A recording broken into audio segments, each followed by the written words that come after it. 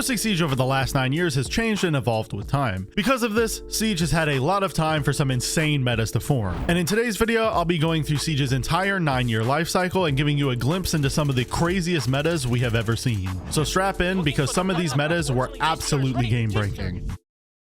The trap meta is the first real example of a meta that truly got out of hand in Siege. This meta immediately exploded into action with the release of Operation Blood Orchid, and that is because this season brought 3 hugely important operators into the game. For the attacker, we saw the release of Ying, who wouldn't have an effect on the trap meta, but she would be hugely influential in a future meta I'll be discussing, and the 2 new defenders Blood Orchid brought just so happened to be the best trap operators Siege has ever gotten. The first was Lesion. His traps were invisible, dealt good damage, and provided amazing intel to the team. Because of these features, his gadget would quickly become a must pick for almost any team. The same thing can be said about Ela. She released with 4 mines at her disposal that concussed, shook the player's screen, and made it hard for the player to hear when the trap went off. Also, due to her traps making a loud noise upon being set off, it allowed Ela to fill a similar role as Lesion, providing valuable intel to her team. However, what really made Ela so strong was her gun. The Scorpion Evo was by far the strongest gun ever added to Siege due to its high magazine capacity and stupidly fast fire rate. This combined with its low recoil made Ela's gun a huge problem for the game's balancing. Because of the sheer amount of good things going for Ela, she would very quickly become the most used operator on the defense, and her partner Lesion wouldn't be too far behind. As you can likely tell, this season basically completely changed what a default lineup looked like for the defense, so it had a huge impact on the game's evolution as a whole. Without it, the trap meta likely wouldn't have ever existed, and trust me, from an attacker point of view, this season was miserable. This meta is the sole reason why operators like IQ and Twitch started to get picked more and more, since they were the easiest way to find and deal with the sheer amount of traps being brought. You have to keep in mind that in some cases the defense wasn't only bringing Lesion and Ela.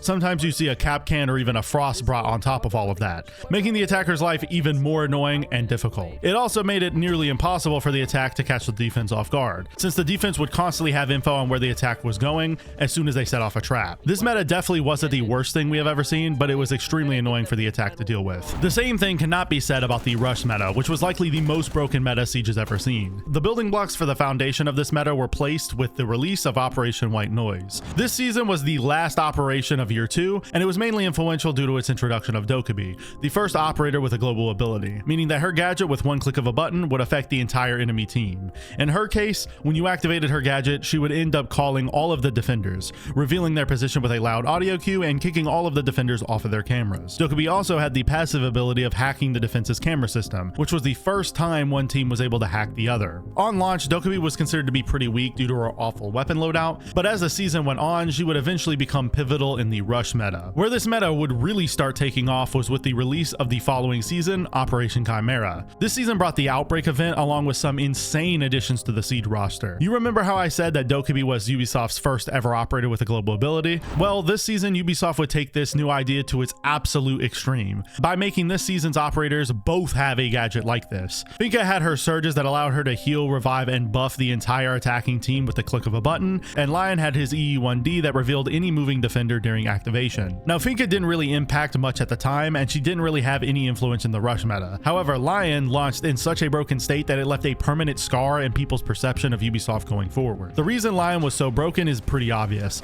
He had a really good gun with a 50-round drum magazine, and a gadget that forced the entire enemy team to just stand still, and if they didn't, Lion and his entire team would be given wall hacks. How strong Lion was caused every attacking lineup to shift based on his addition to the roster, resulting in the aforementioned Rush meta.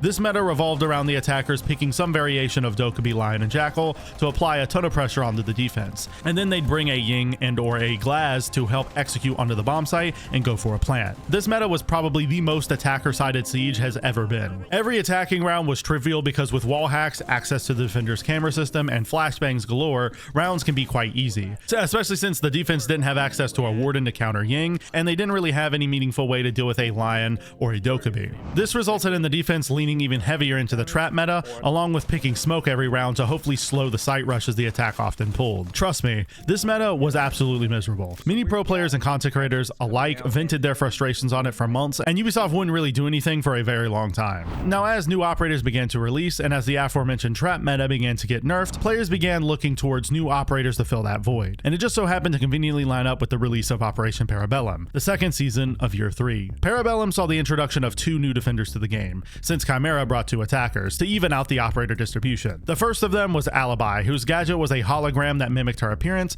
and pinged any attackers that shot them. Because of this gadget not being super strong, Alibi wasn't influential in the game really at all, especially not in the context of the intel meta. But her counterpart, Maestro, was the cornerstone of it all. The reason Maestro had such a huge impact is due to his LMG being extremely busted on launch, allowing him to hip fire opponents at any range with an insanely high fire rate, and due to his camera's effectiveness at stopping a plant. And since they were bulletproof before the bulletproof camera was released, they were extremely strong for just providing intel as well. Maestro's strength combined with the major changes to Echo in this patch that gave Echo an extra drone, resulting in both of them being picked quite often at all competitive levels. And when combined with a Valkyrie, the defense intel gathering and plant denial capabilities were nearly unstoppable. And this is why the meta was called the intel meta, because nearly the entire lineup of the defense was based around gathering intel and denying the plant. Funnily enough, this allowed for some of the popular attackers in the trap meta like Twitch and IQ to continue being influential, because without them, finding and dealing with all of the cameras the defense was bringing was nearly impossible. This meta was actually pretty fun for both the attack and defense, but the balance of some of the operators present, especially Echo and Maestro, was a little overtuned. But if I had to go back to a meta mentioned in this video, it would definitely be this one. However, the same thing cannot be said about our next meta, the utility meta. What would really begin to set this meta in motion was the introduction of Operation Improvise. The reason for this is because it brought the infamous deployable shield changes that turned the deployable shield into the dominant force it is today. These changes to the deployable shield were mainly focused on adding glass slits in the front of each shield, which would allow defenders to use them as a power position. The reason this rework mattered so much is because it turned the game's most useless secondary gadget into the strongest in the game overnight. What made this even worse was the fact that Goyo was released in the same season, and his gadget was basically just 3 of these new extremely strong shields that deployed fire when destroyed, which allowed the defense to bring an absolute ton of them with one single operator. And since this season was before Jaeger's rework, countering Goyo was anything but simple, because the attackers would have to throw 9 pieces of burn total to burn through every Jaeger ADS. And with the release of Wamai in the following season, this would become even more difficult, because the defense as a whole could run Goyo, Jaeger, and Wamai at the same time, making it possible for the defense to have 2 deployable shields and to block a total of 14 projectiles. So as an attacker, your life was a living hell, and the only way to deal with it was to bring Ash and Sophia every round along with grenades to destroy utility, and then to bring plenty of flashbangs and smoke grenades to hopefully get through the ADSs and magnets the defense was bringing. But even in the most optimal scenario, the attackers would not have enough utility to burn through everything, which allowed the defense to keep a lot of their utility alive. This meta was absolutely miserable, and it often resulted in the attack pushing the bomb site for a plant with mere seconds left on the clock. And while it may not have been as bad as the rush meta on paper, it was probably my least favorite meta to play in. There was very little variety in rounds, and the defense was basically guaranteed to win most rounds. And the same story can be said about the final meta of the video, the LMG meta. This meta would begin to form after the balancing changes that came with Operation North Star. In this season, Ubisoft decided to make a ton of changes to nerf the utility meta we just discussed. They added the shattered glass mechanic, they nerfed Sophia's M762 recoil, Smoke's canisters were reworked to be more consistent, Ash lost one of her breaching rounds, Chachanka got a huge buff to his Shumika launcher, and he got a deployable shield added to his loadout. Alibi got her 1.5 added in this patch, and that's about all worth mentioning. The most important change in this patch for the purposes of this video though was the nerf to Sophia's recoil. The nerf of Sophia's M762 was so bad that it basically made the weapon useless. So many people started looking for new alternatives, resulting in our LMG being picked more and more. Also, since Ash had been nerfed, this made people even more likely to turn to Zofia as their primary breacher, resulting in the Zofia LMG combo becoming one of the most powerful and used combinations in the game. Over time, this would result in people starting to use other LMGs as well, since Zophia's LMG-E was so strong, until eventually LMGs were the most popular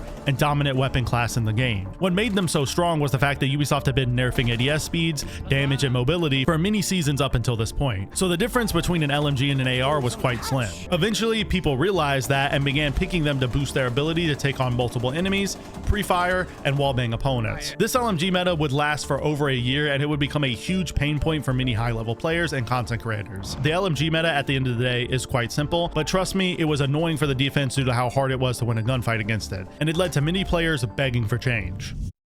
Anyways, hopefully you guys enjoyed today's story of the most broken metas in Rainbow Six history. If you did, I make Siege content just like this twice a week, so go subscribe to the channel and follow me on Twitter if you don't want to miss the next upload. If you want to watch another video just like this one, I'll be popping up on your screen right now that I'm sure you all enjoy. I'll see you next time, friends, and peace.